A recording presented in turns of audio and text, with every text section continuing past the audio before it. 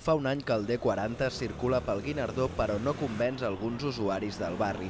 Es queixen especialment de la baixa freqüència de pas a l'Avinguda de la Mare de Déu de Montserrat entre el Passeig de Maragall i la plaça del Nen de la Rutlla. És un tram amb forts pendents i les persones grans i amb problemes de mobilitat l'agafen encara que sigui per fer un trajecte curt.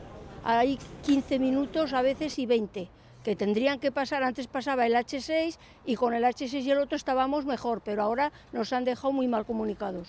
Ya ve la gente que ahí no ha llegado todavía, está siempre así.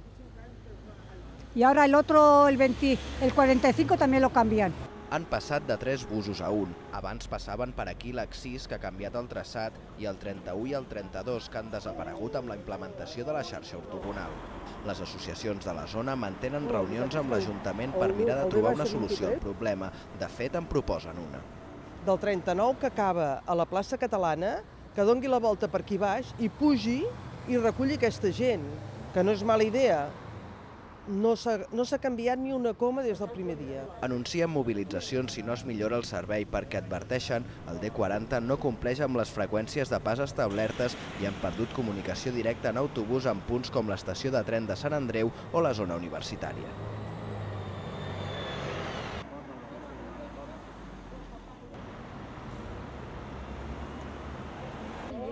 Es que este es demasiado.